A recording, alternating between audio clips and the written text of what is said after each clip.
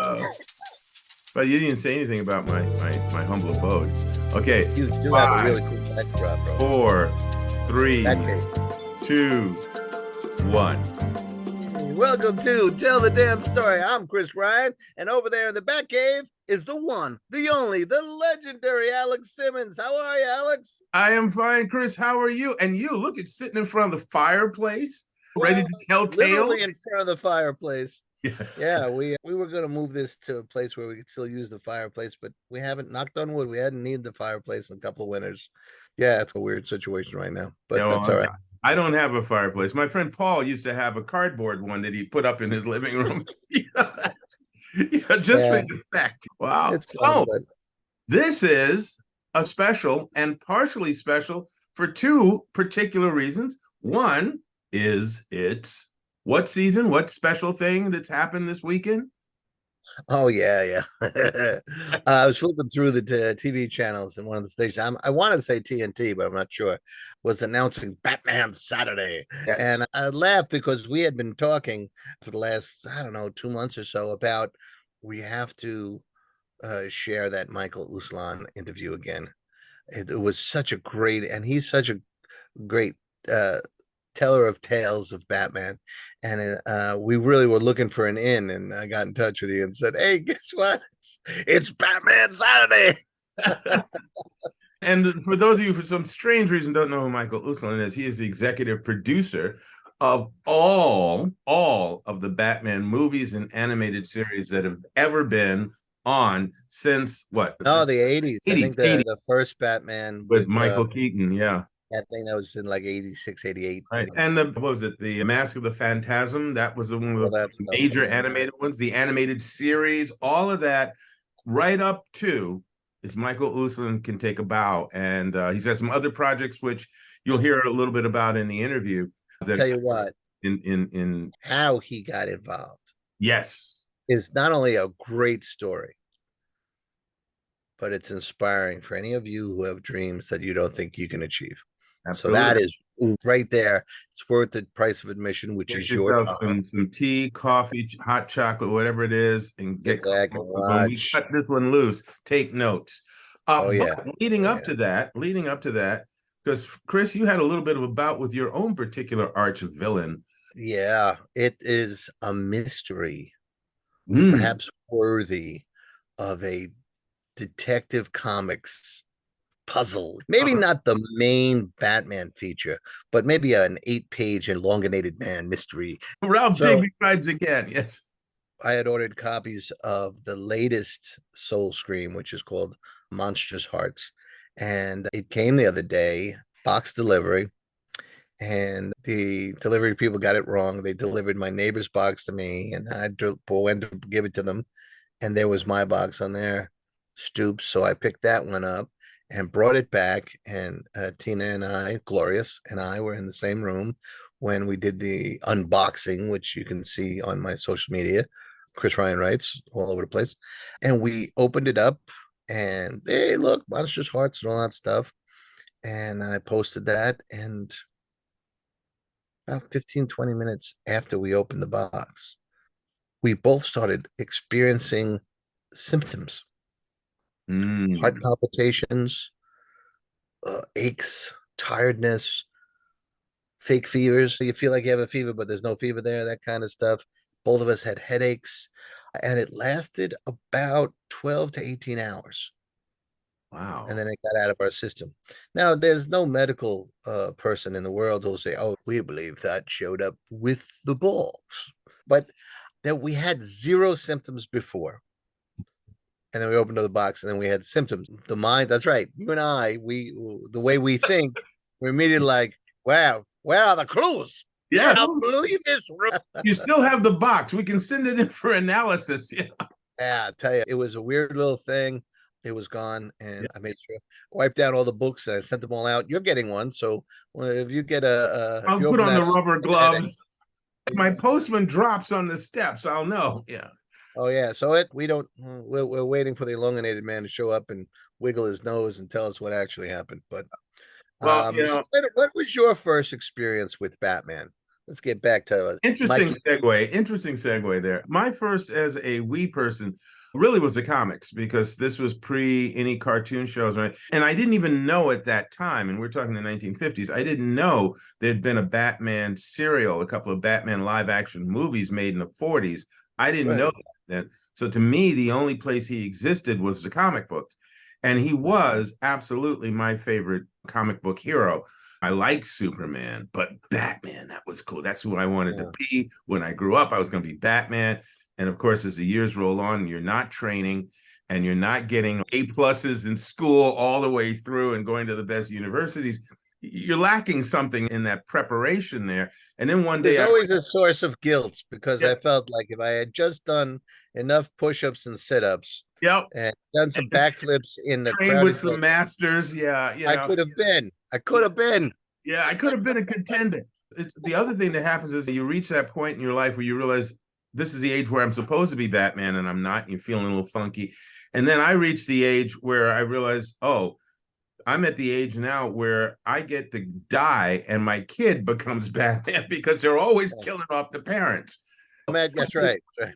Yeah. So I would say that my exposure to Batman was pretty much the 1960s, 50, late 50s, early 60s, where they went from some of the mystery crime stories to some of the silly mixes, no, Batmite and some of the Right. alien stuff. And then they got through all of that stuff and the pièce de résistance occurred in the 70s with Denny O'Neil and Neil Adams taking it on and bringing the mystery back and the detective, the full-on detective aspects back to the character. So those are my favorite memories. I don't regret any of the earlier stuff, but I certainly enjoyed the more real crime kind of things with, again, the early stuff that I was exposed to, and then the Denny O'Neil, Neil Adams period and beyond. I remember the Batman you're talking about from the pile of comics in the barbershop, but the Batman that stuck with me was definitely Denny O'Neil, Neil Adams. I Mm. remember the first time someone showed me that. I was at my friend Roger's house. He had his shelving on the wall of shelves, mostly with books, then it was comics. And there was, you couldn't, from across the room, you couldn't miss Neil Adams covers. And Well, then through I'm it, sorry, I didn't mean to interrupt you. yeah, you flip through it and you're like, you're hooked. And I would go and search out Detective Comics in particular, but The, the, Batman as well. the two things was I didn't mention was one that in my early teens I had two friends, Michael and Angelo, one black and one Latino. So Angelo is the Latino one, is light skin, and Michael was probably around the same tone I am.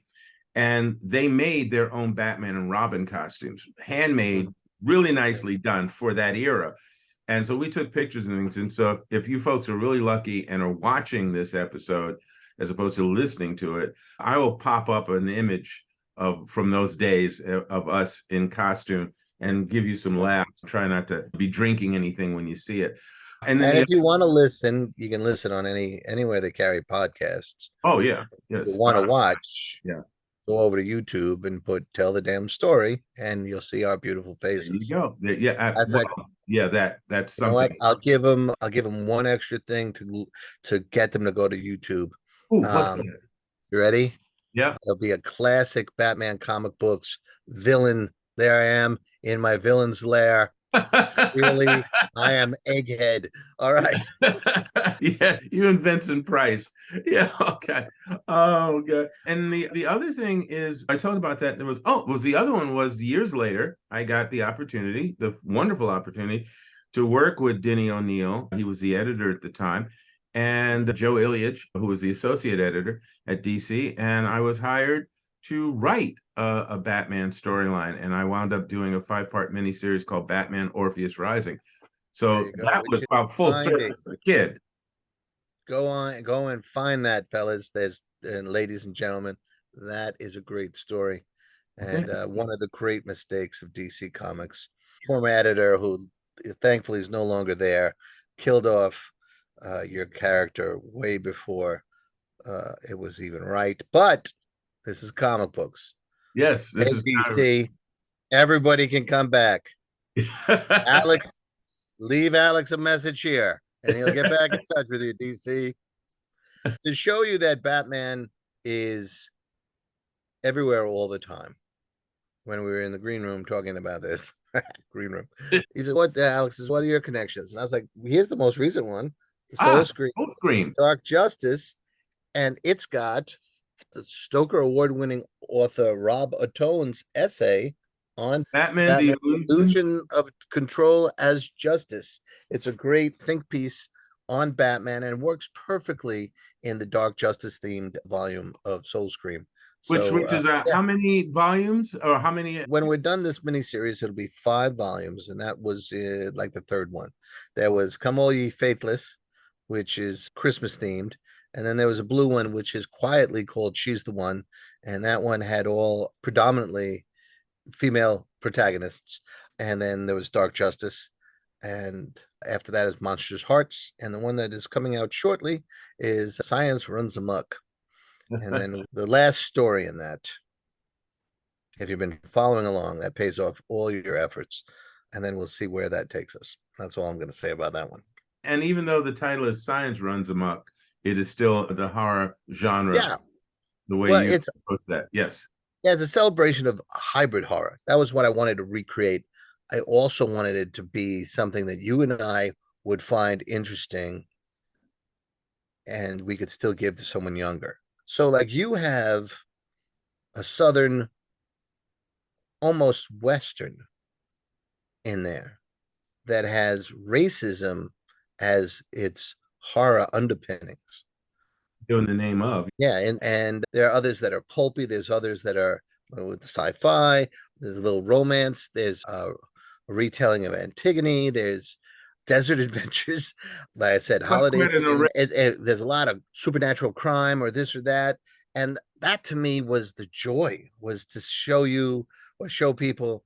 See, there's horror elements everywhere, but it's all good writing and good storytelling. And we did essays about pop culture thing, and that's where Batman came in. And that's right. And nice Perfect. segue right back into Batman. And also, Segways are us here at Tell the Damn Story, Alex.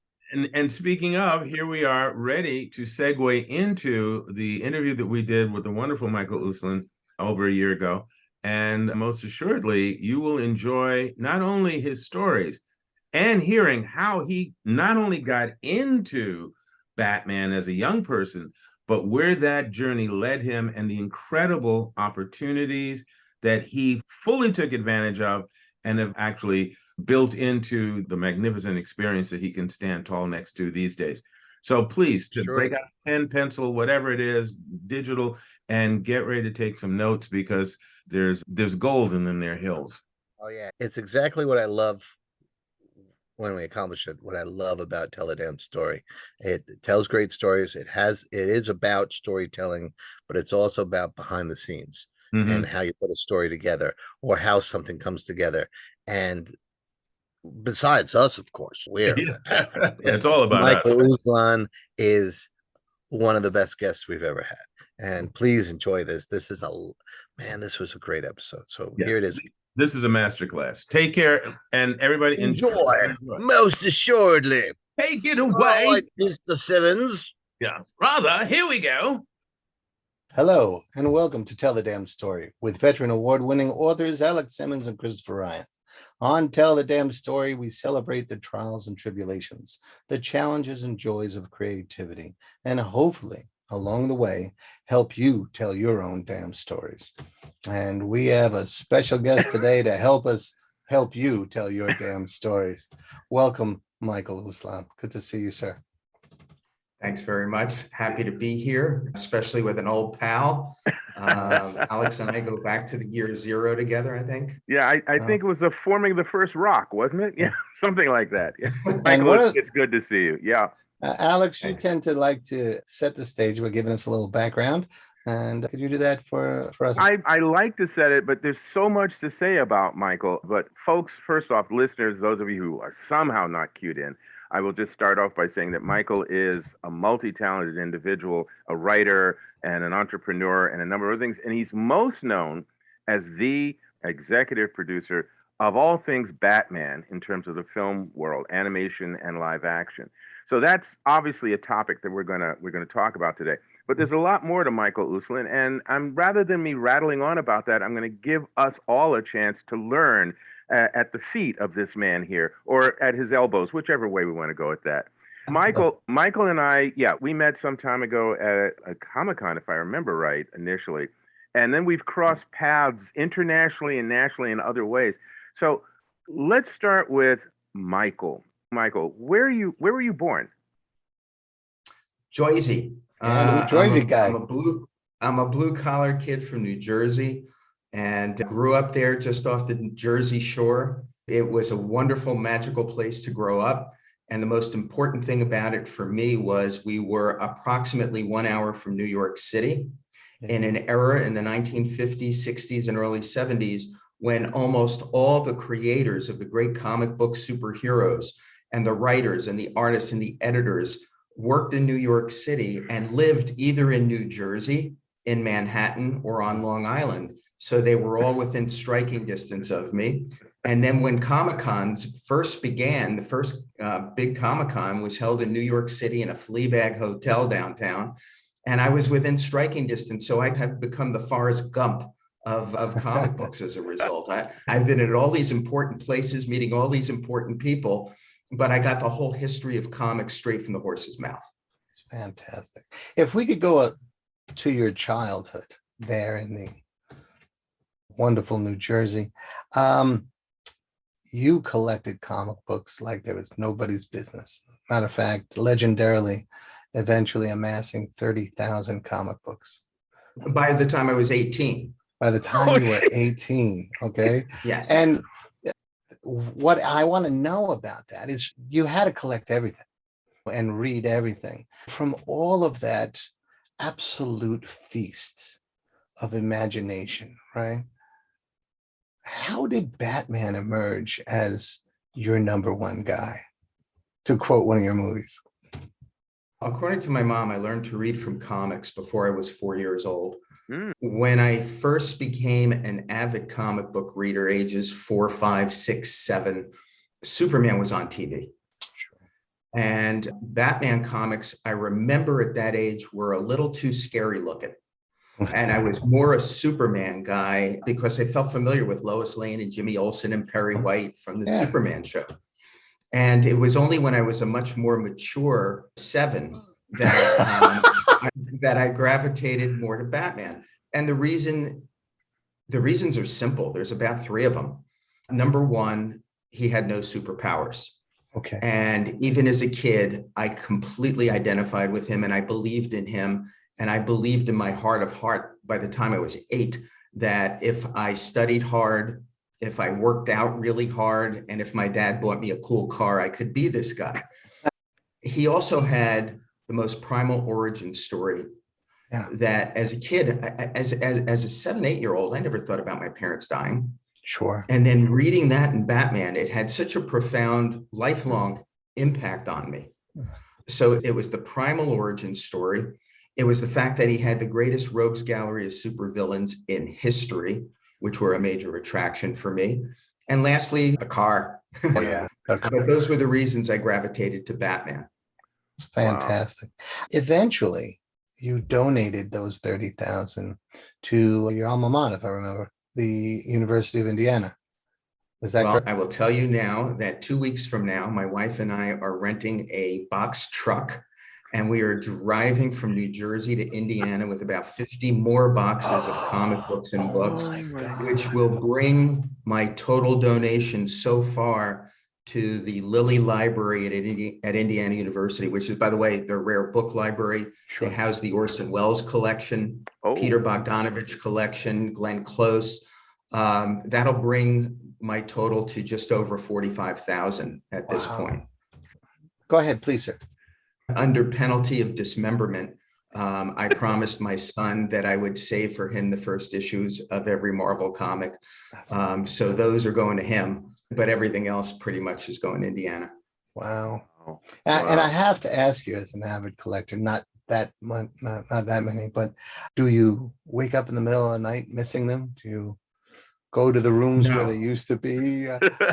How did you make peace with this? I made peace with it because DC started DC Archives and Marvel started Marvel Masterworks. So I have preserved in my office library, which takes up my entire third floor, where I have the ladder going across the shelves. Sure. So I have access to them. I can still go back and read them. And I have kept some of the ones that were absolute magic in my life, that were life impacting, if not life changing moments, whether it's Superman Annual #1, Marvel Tales Annual #1, Secret Origins Annual #1, The Death of Superman, the first New Look Batman. We could go on, and I can name all the comic books that had that sort of an impact on me, because I was and still am a complete comic book geek. That's beautiful. Love it. I just want to just jump in here. Nerd, the phrase nerd is now something and geek that people embrace now. Society embraces it at this point. But back when you and I were younger people and enjoying comics and watching George Reeves as Superman on television, things like that, if nerd or geek was thrown at us, it was thrown as an insult. So we had to find our own tribe. Did you have a tribe, a group of friends that were as into comics and so forth as you were at that time? This is a penetrating question, Alex, and it's critically important. And fans today can't possibly understand this unless I set it up in the context of its time. And for the same reason, who could believe that a kid in his 20s, me, could walk into DC Comics and buy the rights to Batman? It's impossible. It's inconceivable today until you set it in the context of the times. It's the only way you can explain it.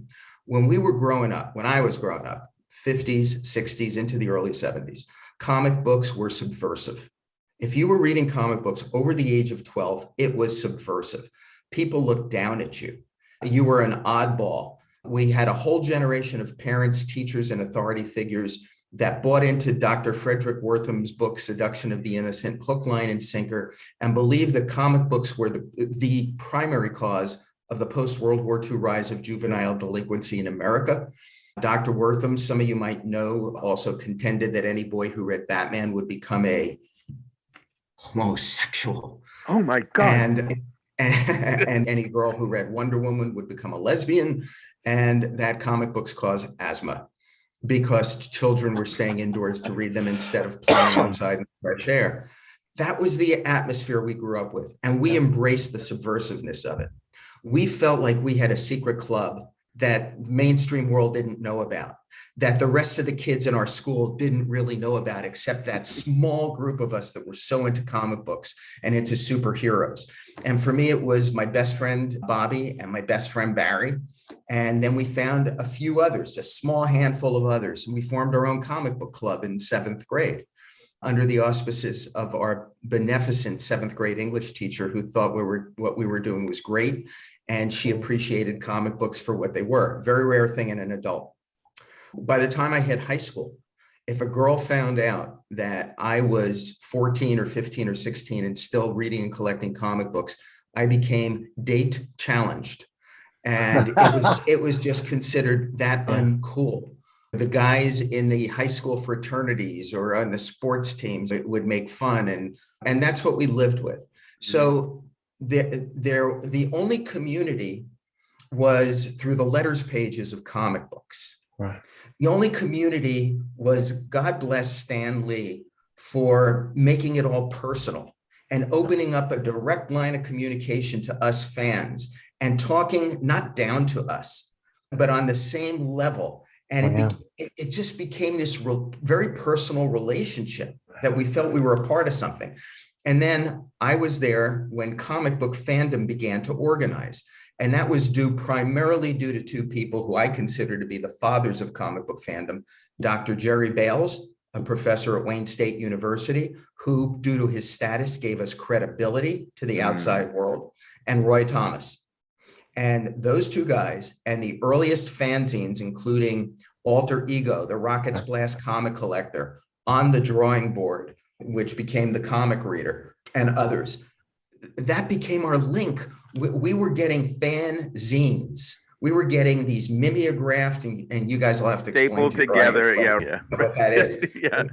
These fanzines, the fans were making up, and that's where I was learning the history of comic book companies and superheroes and the backstory, and that there was this golden age. And everything crystallized when Jules Feiffer's book, The Great Comic Book Superheroes, came out. And that was my first real look into the past. And it opened up the whole world of comic books to me and the history of comics. So that's how this all emerged. And that's why, because I was plugged into the early fanzines, I was tipped off that there was going to be this new thing called a comic book convention heading for New York in July of 64 or 65. And that was life-changing.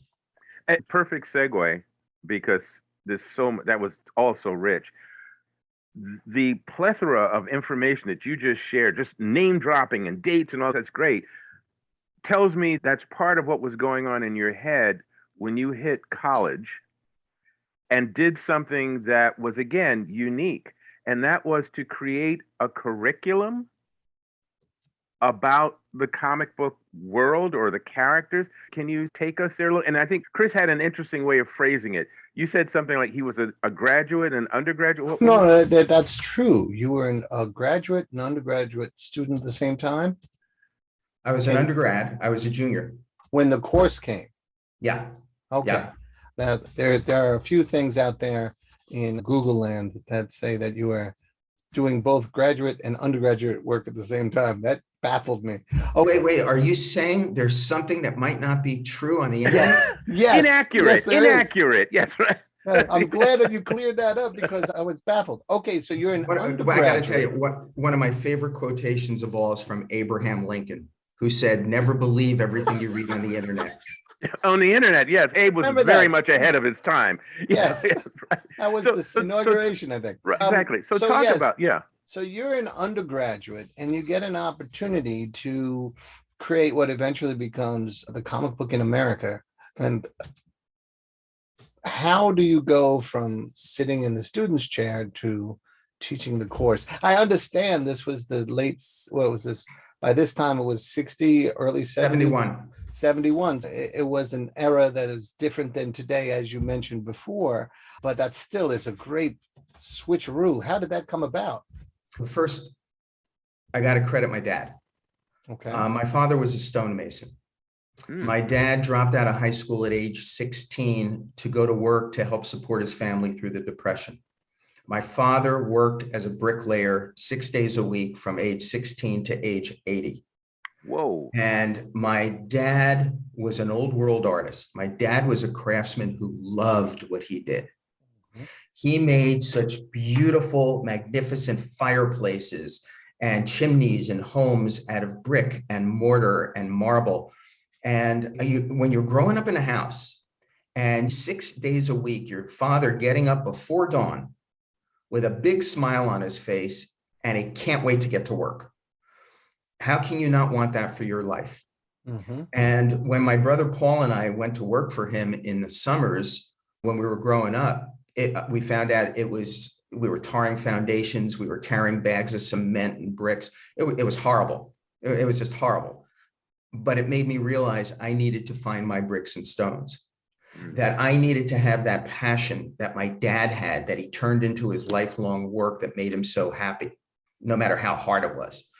And my bricks and stones were comic books and superheroes and ultimately movies, TV, and animation. It was that upbringing that made me look for an opening that I could put my foot in a door that was open just that much, that crack, to put my foot in it. And it came in my junior year at Indiana University in Bloomington. It was the early 70s, time of great experimentation on college campuses. That's all I'm going to say about that. But in response to those times, Indiana's College of Arts and Sciences began something called an experimental curriculum department. And the mission statement was, they didn't care if you were an undergrad, a professor, or who you were. They said, if you had an idea for a college course that had never been taught before and had the backing of a department on campus, you then had the right to appear before a dean and a panel of professors and pitch the course. And if they approved it, you could teach it on campus for up to 3 hours of credit. So I saw this as that crack in the door. So I sat down and said, okay, there's never in history in the world been a college accredited course on comic books. And there should be. So I wrote a syllabus, comic books as art. I don't have to tell you guys, as indigenous to this country as jazz. comic books as literature, the psychological impact of comic books on its audience, the fact that superheroes, I contended, were our modern day mythology. It's contemporary folklore. And my premise was as follows, quote, the ancient gods of Greece, Rome, and Egypt all still exist, except today they wear spandex and capes. And if you don't believe that, all I can tell you is the Greeks, Poseidon, the Romans called him Neptune, I call him Aquaman. The Greeks called him Hermes, the Romans called him Mercury, I call him the Flash. And I went to the folklore department, and Professor Henry Glassy, God bless him, said, Michael, you're absolutely right. It's the same plots, conventional stock plots, the same conventional stock characters. It's the same motifs. He said, it doesn't matter if you call it the Avengers or the Justice League or King Arthur and the Knights of the Round Table. It's the same stories. It's about brave warriors battling the demons and dragons of their day. He goes, I'll back you. So armed with that, I appeared before this dean wearing my original Spider-Man t-shirt, my hair down to my shoulders, my hippie love beads, clutching a bunch of Superman and Batman and Spider-Man comics. And I went into this very dark mahogany conference room with a big conference table around it with professors sitting beside the dean at the end. And I thought I had just walked into the secret sanctum of the Justice League. And as I appear before this dean, he looks down at me over, he's got, did you ever see those little pair of half glasses like older people might wear at the edge of their nose? He looks down at me over and he goes, so you're the fellow who wants to teach a course on funny books at my university? And I knew I was in deep trouble. Nice I then launched into the first pitch of my career. And the dean let me speak for about 2 minutes and he cuts me off. He goes, Mr. Uslan, stop. He goes, come on. He goes, really? I read comic books when I was a little kid. I read every issue of Superman I could get my hands on, but all comic books are cheap entertainment for little kids. Nothing more, nothing less. And I reject your theory. This was my life-changing moment because I could have bowed my head and picked up my funny books and turned around and walked out. But instead, figuring I had absolutely nothing to lose, I decided to stand my ground. And I said to the dean, may I at least just ask you 2 questions? He said, go ahead. I said, are you familiar with the story of Moses? And he looked at me like I was crazy and goes, yeah, so? I go, so very briefly, could you summarize for me the story of Moses? And he sat back in that chair and said, Mr. Uslan, I don't know what game you're playing here, but I'll play this with you. The Hebrew people were being persecuted. Their firstborn were being slain. A Hebrew couple placed their infant son in a little wicker basket and sent him down the River Nile. There he's discovered by an Egyptian family who raised him as their own son. When he grows up and learns of his true heritage, he became a great hero to, I go, thank you, Dean, stop, that was great. You mentioned before you read Superman comics when you were a kid. Do you remember the origin of Superman? He said, sure, the planet Krypton was about to blow up. A scientist and his wife placed their infant son in a little rocket ship and sent him to Earth. There he's discovered by the Kents, who raised him as their own son. And with that, he stops, stares at me for what I will now swear to you was an eternity, and says, your course is accredited. Yes. Well done. And that, gentlemen, is how I wound up being the world's first college professor of comic books. Fantastic. That is fantastic. How was it actually teaching the course? You're what, 19? It was phenomenal. So how was it? No, I was 20. Oh. It was phenomenal. There's another part to the story if we have time. Wait a minute, let's see. So please. Yeah, all right, we got time. I go back to my house. I am elated. And my mom says to me, Michael, you can have the greatest creative ideas in the world, but no one will ever see your creative wares if you don't market them and if you don't market yourself. I said, Ma, I got no money. I'm a junior in Bloomington, Indiana, what I call the oasis in the desert. How do I market myself? And she said, you're a smart boy. You'll figure it out. So once again, figuring I had nothing to lose, I picked up the telephone and I called United Press International, which back then was as big a news syndicate as the Associated Press is today. I asked to speak to Both a of which we'll reporter. have to explain, but Yeah, this reporter gets on the phone and I started to scream at this guy. I said, what's wrong with you? You're supposed to be the watchdogs of our society. This is outrageous. He says, calm down, sir. He goes, what are you talking about? I go, what am I talking about? Are you kidding me? I hear there's a course on comic books being taught at Indiana University. Are you telling me as a taxpayer in this state, they're using my money to teach our children comic books? This is outrageous. This has got to be some sort of communist plot to subvert the youth of America. And I slammed down the phone. So the results? So wrong, so 3 right. days later, there's a knock on my door and it's a reporter from UPI with a cameraman. It took them 3 days to check the story out and to track me down. And they interviewed me.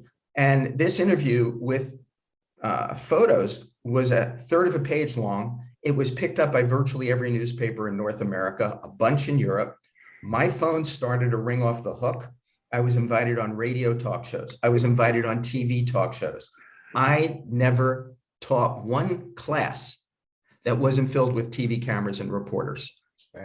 From the NBC Nightly News on, from Family Weekly magazine to Playboy, everybody showed up. And as a result of that, about 2 weeks go by, I get a call one day, and it's this exuberant guy on the phone. Hi, is this Mike Uslan? Yeah. Hi, I'm Mike. This is Stan Lee from Marvel Comics in New York City. Yep. And I always refer to this as my burning bush moment. I was talking to my God. He goes, Mike, I saw you on TV. I'm reading about you in newspapers. What you're doing is great for the entire comic book industry. How can I help you? Wow. And at that moment, my relationship with Stan changed from idol to mentor, and then blossomed from mentor into friend, and evolved into from friend to creative associate, and ended with me as one of the producers of his memorial at Grauman's Chinese Theater in Hollywood. Wow. Yeah, you're the kind of interview that should be done in like chapters.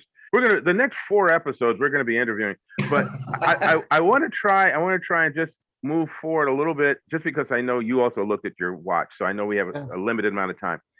So you're 20, but I just got to get us a little bit further where. I know we're going to the same place, Alex. Well, okay, then go ahead. At around the same time, you're in that age range where you also walk into DC. Yeah. Okay, you're right. I did the same place. And do another outrageous pitch to buy the rights, the film rights to Batman. How did that happen? Again, like you said before, no one would understand. This could never happen in 2021, but this was the 70s. And you were 20 or 21.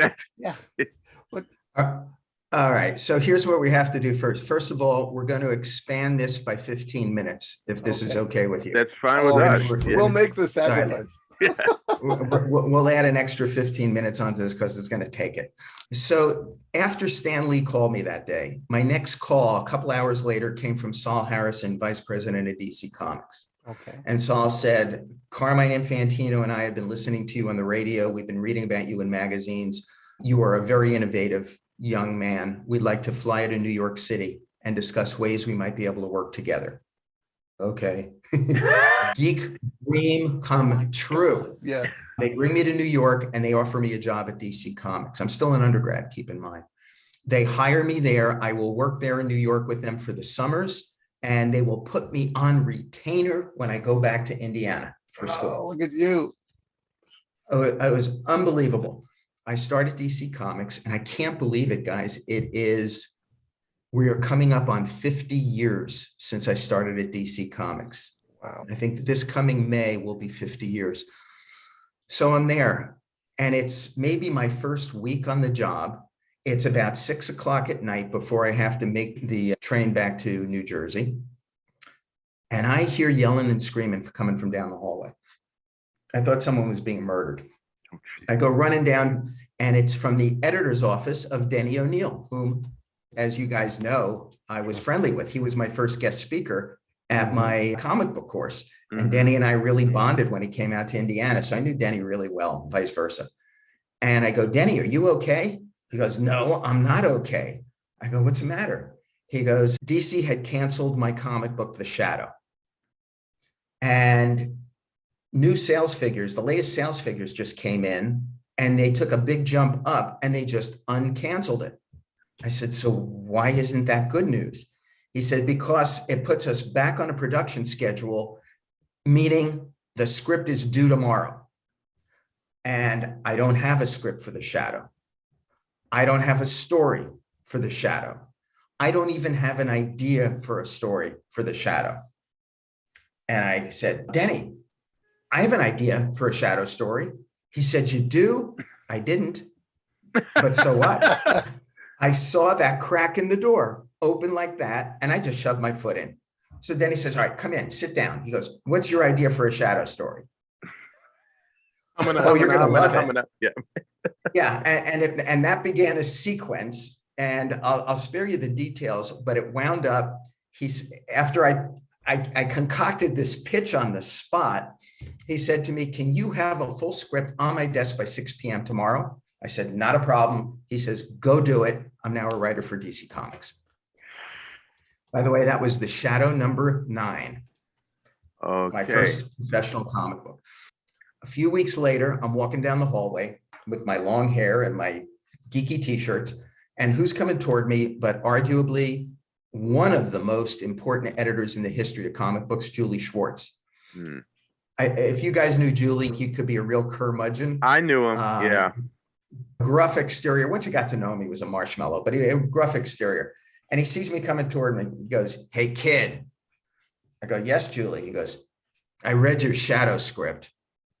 I said, you did? He goes, yeah. It didn't stink. I go, whoa, thank you so much. Thank you. Big compliment. He said, how'd you like to take a shot at writing Batman? I still get the chills. This dream I had since I was 8 years old to one day write Batman comics came true. And my dear buddy, fellow DC Comics Junior Woodchuck, Bob Rozakis, and I wrote a 3-parter for Detective Comics, and that changed my history. But during the course of those first couple of years that I was working at DC, call it 72, 73, 74, I don't remember if I was still with them in 75, working summers. I think I was. They all got to know me. And my mentor there was Saul Harrison, who had brought me into the company. Saul then became president of DC Comics. They knew how much I loved these comic books. They knew how much I loved Batman. God bless Gerda Gattel. She was the archivist, the keeper of the keys to the DC library. And she was a wonderful Eastern European lady with a thick accent. And she knew about my love for it. And she used to let me go into the library at lunch hours and would lock me in and would bring down volumes of books for me to read. And by the time I concluded my years at DC, I had read every DC comic book up to that point. What an education. I would often stay late after work, and I would sit with Murray Boltinoff, one of the editors, and talk to him and hear his stories. I was one of the only people who ever sat with Bob Kanigher, who didn't get along with too many people, who would tell me all these stories in history, and Julie and Bernie Cashton, who was Bernie Donenfeld, who was the lawyer there. It was such a rich education, but everybody got to know me. So when the day came, when I went back to DC and I said to Saul, I want to buy the rights to Batman. I want to make dark and serious Batman movies and show this whole world that the true Batman, created in 1939 by Bob Kane and Bill Finger, aided and abetted quite substantially thereafter by Jerry Robinson, that Batman is not the pot-bellied, funny, campy, pow-zap, wham Batman that the whole world knew. That was their only interpretation to the whole world of Batman. A comedy, a joke, somebody you can laugh at, which just killed me as a hardcore fan in January 66 when the show came on the air. In fact, that night, January 66, I was watching it with my friends. And that was the night in the den downstairs at my house, I made a vow, just like young Bruce Wayne. Right, with the bat coming in through the window. Yes. Yeah, the only difference between us was his parents were lying dead and bloodied in the street. Mine were safe in the kitchen upstairs. Yeah. But I vowed that somehow, someday I would find a way to show the whole world the true Batman, the creature of the night stalking disturbed criminals from the shadows. And I would find a way to erase these new words, pow, zap, and wham, from the collective consciousness of the world culture. I love it. So that's where it took root. So Saul said to me, Michael, for God's, he was very fatherly. He was a wonderful man. He says, Michael, for God's sake, don't do this. He said, son, don't you understand that when Batman went off the air on television, the brand became, as, this is a quote, gentlemen, as dead as a dodo, unquote. He said, nobody's interested in Batman anymore. I said, yeah, but Saul, nobody's ever done a dark and serious comic book movie, superhero movie. It'll be almost like a new form of entertainment. And he said, is there any way I can talk you out of this? And I said, no. And he said, and this is another quote, okay, schmoozle, come on in. That was how the thing began. So when people today who say it's impossible to have a kid in his 20s buy the rights to Batman, it's inconceivable, it can't happen. In the context of the times, it can. And the answer to how it could happen is a very unglamorous answer. The answer is simply nobody else on the planet Earth showed up. And you stuck to your guns. You have really had a desire to do this. And that usually is the difference, is that you follow your dreams and you keep pushing, then you're going to get an opportunity. Like you said, put your foot in the crack in the door. Now, again, because I'm time conscious, I just want to just ask you, you made that pitch, you made that effort, the offer eventually got put on the table, whatever the amount was. How long was it between that initial walking through the front door and a deal closing? We walked, all right, so that conversation with Saul took place in April of 1979. My new Batman partner, Benjamin Melniker, a legend in the movie business, and he was my dad's age. He was like a second father to me in many ways. We formed Bat Film Productions, Inc., and signed the deal with DC on October 3rd, 1979. So it was a 6-month negotiation, which was great because that gave me time to raise the money I needed privately. Got it. And so we bought the rights on October 3rd, and I figured this is going to be a slam dunk. I quit my job. I went out to Hollywood to pitch to the studios, and I figured they're going to line up at my doorstep. How could they not see the potential for sequels and toys and games and animation? And this is going to be easy. I was then turned down by every single studio in Hollywood. Every major studio, every mini major studio. I was asked to leave some offices. I was told left and right, this was the worst idea they ever heard. I was repeatedly told I was crazy. They said, kid, you can't make serious comic book movies. You're out of your mind. You can't do dark superheroes. You're insane. You can't take an old TV series and make a movie out of it. Nobody's ever done that. As a result, that's a challenge right from there. the time I bought the rights until we got our first movie made with Michael Keaton and Jack Nicholson, courtesy of the genius known as Tim Burton, 10 years. It was a human endurance contest. And what do you do when for year after year, you hear nothing but negativity, nothing but rejection, people telling you're crazy? I'll tell you what you do. You look deep inside you. It tests your mettle as a human being, and you've got to figure it out. And for me, it was always, okay, am I just being stubborn and the whole world is right and I'm wrong?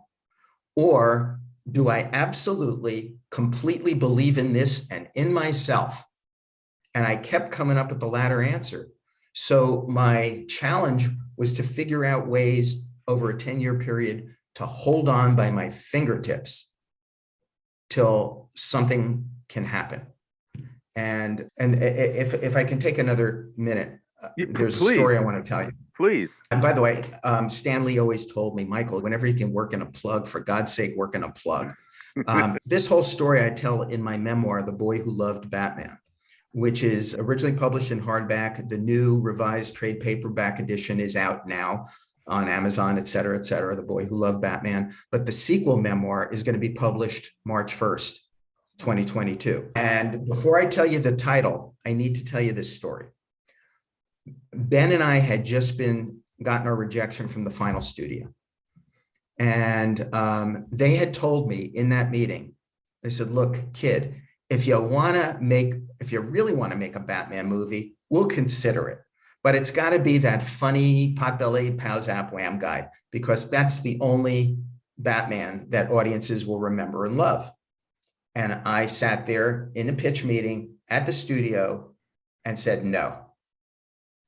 And the production executive, who had been there for decades, rolls his chair right in front of me, and he leans in and he says, son, and by the way, every time somebody calls me son, I know I'm in trouble. He said, son, better to have a movie made than no movie at all. And without even looking at Ben, I just said to him, no. So that was it. That was the last studio. Ben and I are sitting on a bench on the studio lot after this. My head is literally down. It was one of the two lowest points of my career. And Ben looked at me and he said, Michael, it's pretty interesting to me that our final no on Batman came from you. He said, you know what that makes you? I said, yeah, Ben, I know, an idiot. He says, no, not at all. He goes, it makes you Batman's Batman. I said, what are you talking about? He says, Michael, you have this vision that you believe is a true vision to do this in a dark and serious way, emulating the way the creators had intended. And you've just shown me you're willing to sacrifice everything and anything, money, getting a major movie made, in order to see that Batman is handled properly according to this vision. He says, you're Batman's defender. He said, you're Batman's protector. He says, Michael, you're Batman's Batman. The name of my sequel memoir is Batman's Batman. Fantastic. I love Fantastic. it. I love it. So that's fantastic, by the way, and congratulations. We look forward to the paperback, trade paperback. I want to check out, but the sequel is going to be really cool too. After, I think it's about 40 Batman related films or Batman films, here you are, The Boy Who Loved Batman. Main book is out. Memoir part 2 is coming out. And what is the status with the Broadway project?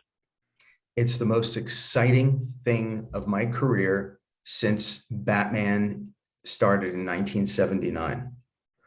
Batman and the 10 years and going through that began in the first quarter of my career. I'm now clearly in the fourth quarter of my career. So the fact that coming up this coming year, 2022, the sequel book is coming out in March. The new Batman solo movie, The Batman, courtesy of another genius, Matt Reeves, is coming in March. There's going to be a great new animated series. And I always love to shift the spotlight to all the ladies and gentlemen who have been involved in Batman animation.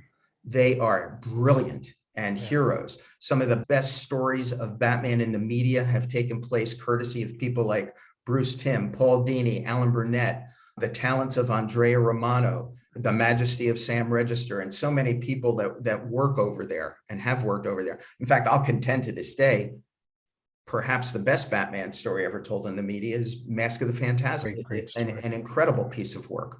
They deserve more of the spotlight. God, Kevin Conroy, Mark Hamill.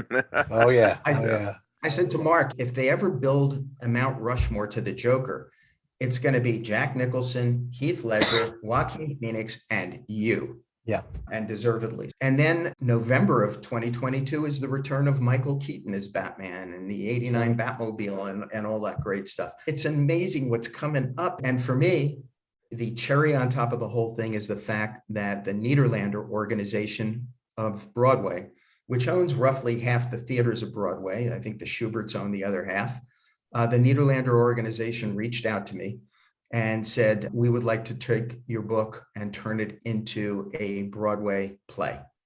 Fantastic. And it is moving forward on a fast track.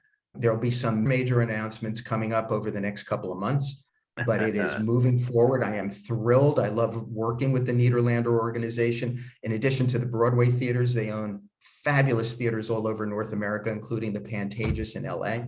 Mm-hmm. And there's going to be, when you finally hear about who the director will be and some of the other elements, it's just so very exciting to me.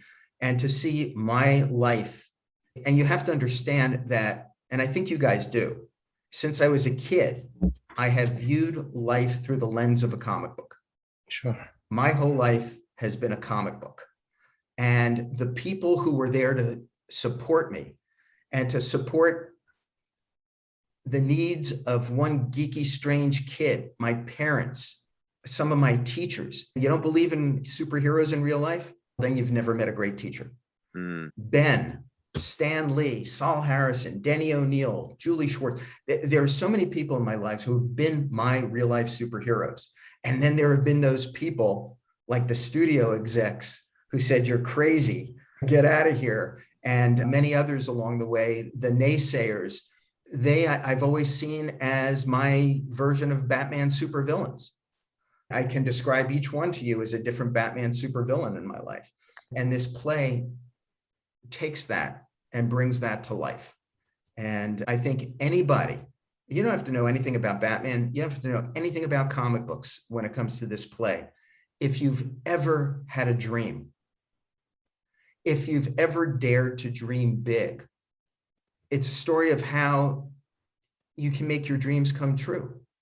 It's about a story. If you have a passion in life, if you can get up off the goddamn couch, be proactive, investigate, discover what your passions might be, and then actively try to pursue them. Not easily take no for an answer. Have a high threshold for frustration. Do what my mom taught me and my brother Paul to do, which is once you make a commitment, you stick to it, you persevere. Isn't that what Bruce Wayne did? Isn't the fact that as a kid, he made a commitment to get the bad guys who did this to his parents, to get all the bad guys, even if he had to walk through hell for the rest of his life. Sure. And then he did that and becomes an urban legend. It becomes the Dark Knight. It's no different in real life for the rest of us. Once you make a commitment, you persevere. You endure the 10 years of pain and suffering. You endure the times of not knowing how you're going to pay your bills next week, never mind next month. You make great sacrifices because unlike what too many people today seem to expect, the world's not going to come to you. The world owes you nothing. And the great things in life don't necessarily come quick or come easily. When I got out to Hollywood, I thought, okay, this is going to be a war. Every day I'm going to go to battle and fight for my Batman movie. It wasn't that at all. What I learned the hard way is that Hollywood, life itself is a siege. And what you need to do is dig a foxhole and put on a helmet. And the most important decision you have to make is who you let in to that foxhole with you to watch your back.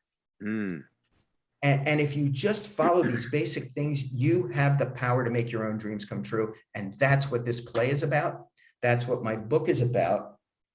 And happily, that's what my life's been about. Excellent. Michael, I'd like to thank, we both would like to thank you for this, what turned out to be a collegiate level lecture on realizing dreams. And it's been really special to hear you both share memories and important lessons. Our audience are mostly emerging writers, and they have learned a lot from you today. Thank you very much. Absolutely. Michael, I'm sorry, go ahead. No, go. What were you going to say, Mike? Now that you mentioned writers, I just have to add a postscript to it. I learned so much about graphic storytelling as a comic book and later as a graphic novel writer. I've written a whole bunch of them. I seem to prefer people with fedoras for some reason. As over the years, I've written The Shadow, The Question, The Green Hornet. I did a Batman hardback graphic novel called Detective Number 27, which was very pulp inspired, and I got Bruce Wayne back into a fedora. Yeah, there's been something about that. The Spirit I wrote, but I learned so much in graphic storytelling from Denny O'Neil, from Julie Schwartz, whose motto to all of us young writers was always BO. No, it didn't mean that. It be original. Yeah. And then from Alex Toth, another Sure. Oh my legendary, God. legendary artist. I was honored to become the very first writer of The Question following Steve Ditko, his creator. And I was doubly honored to be working with the legendary Alex Toth. And what Alex told me and taught me in that in that question story we did was incredible. And it's all lessons I will never forget.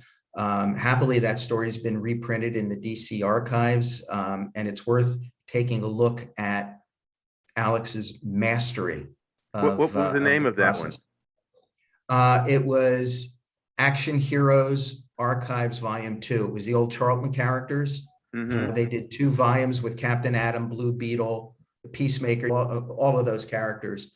And my question story is in there. I was the only writer in between Steve Ditko and Denny O'Neil. Wow, that's fantastic. Wow. I just wanted to give those guys credit.